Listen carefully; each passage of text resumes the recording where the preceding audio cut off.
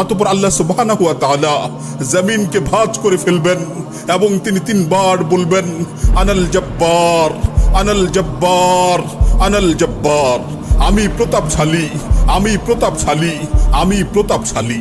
অতঃপর তিনি তিনবার জিজ্ঞেস করবেন, লিমানিল মুলকুল ইয়াউম, লিমানিল মুলকুল ইয়াউম, লিমানিল মুলকুল ইয়াউম। আজকের রাজত্ব কার? আজকের সার্বভৌমত্ব কার? আজকের আধিপত্য কার? জবাব দেওয়ার মতো কেউই থাকবে না।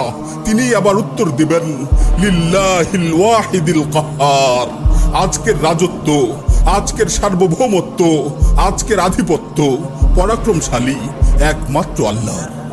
ইবনে ওমর রাদিয়াল্লাহু আনহুতে বর্ণিত অপর এক হাদিস ইরশাদ হয়েছে, কিয়ামতের দিন আল্লাহ সুবহানাহু ওয়া তাআলা আসমান জমিনকে ভাঁজ করে নিজ হাতে গুটিয়ে নেবেন। অতঃপর বলবেন, আনাল মালিক, আনাল জব্বার, আনাল মুতাকাব্বির। আমি বাদশাহ, আমি প্রতাপশালী, আমি অহংকারী। আইনা মুলুকুল আরদ, আইনাল জব্বারুন, আইনাল মুতাকাব্বিরুন।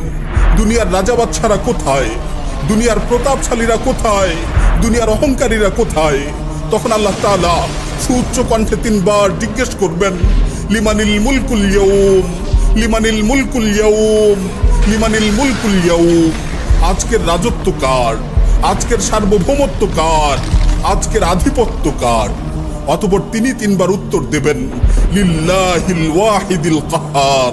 আজকের সার্বভৌমত্ব, আজকের রাজত্ব, আজকের আধিপত্য, প্রতাপশালী একমাত্র আল্লাহ সুবহানাহু ওয়া তাআলা। আজকের সার্বভৌমত্ব, আজকের রাজত্ব, আজকের আধিপত্য, প্রতাপশালী একমাত্র আল্লাহ সুবহানাহু ওয়া তাআলা।